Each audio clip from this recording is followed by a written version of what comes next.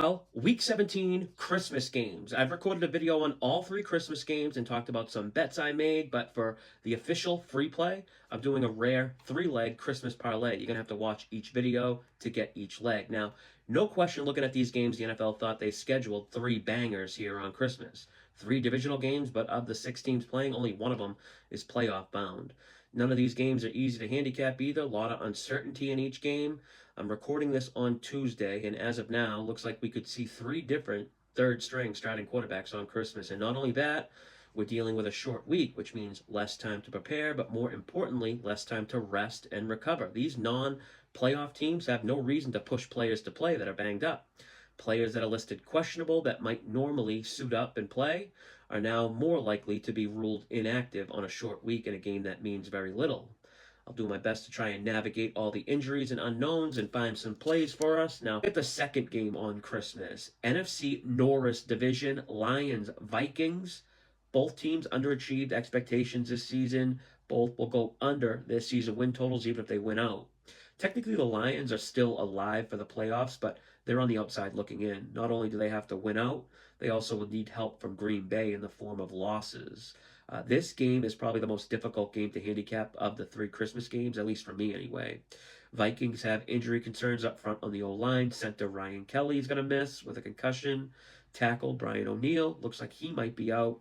And then, of course, J.J. McCarthy has a fracture in his right hand, so they're going to turn to undrafted rookie Max Brosner, former University of New Hampshire quarterback, a college not too far from me.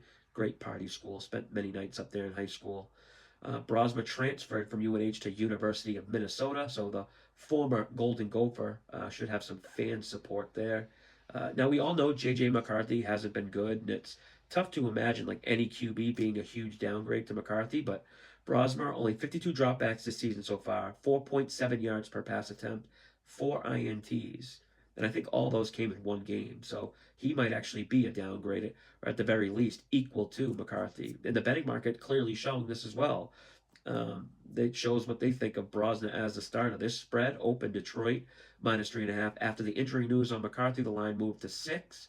Then when McCarthy was ruled officially out, the line crossed over the key number of 7 to 7.5. What's also telling is the total has come down a lot from 48.5 to 43. That's something you don't normally see. When a favorite increases, the total typically also increases up because it's more points that need to be scored. But in this case, the market's basically assuming the Vikings are just going to not score that much. And because of these line adjustments, it basically rules out two bet types for me. I can't bet the Lions now, not at the current number of -7.5, and I can't bet the under, not at the adjusted number all the way down to 43. We never want to take the worst of the number. We want the best of it, which right now would be Minnesota +7.5 or over 43. But between the Vikings' offensive line issues and Brosmer QB, I can't do it. So I'm going to look to isolate the Lions. In the first meeting between these two teams, Detroit got to 24 points in a game where they missed a field goal, had 10 penalties. Goff was sacked 5 times. They went 1 for 3 in the red zone. Vikings defensive coordinator Brian Flores schemed up a gem of a game plan, threw all types of well-disguised blitzes at Goff.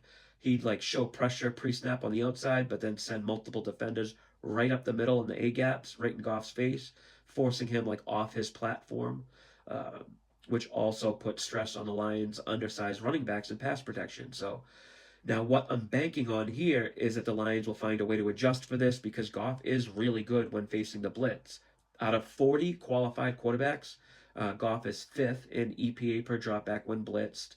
Lions receivers have the second most yak of any team versus the blitz, and then Goff has 0 turnover-worthy throws when faced with a blitz. So I'm going to go with Detroit over their team total 24.5 for the second leg of this Christmas parlay. I like the Lions offense indoors. Think they can catch this Vikings defense in some blitzes, leaving one-on-one explosives for Detroit. Also like the aggression since Dan Campbell has taken over play calling. He's just going for it every chance he gets, which is what you want when you have overs. Forget about field goals. If you haven't watched the two other game previews, make sure to check them out. They're both posted now. And do me a favor this week. For those of you that will be gathering with family and friends, don't take it for granted. Be present, be involved. There's always more games we can sweat out. Don't let your action on the games control your day or mood. Drink, eat, have fun, be safe. Don't be a square and drink and drive. Cops are out in full force on nights like this, just looking to nab people who had a few drinks. Be sharp, call an Uber. And hopefully by late Thursday night, we've smacked a plus 470 parlay. But until next time, happy holidays, happy new year. Good luck with your bets.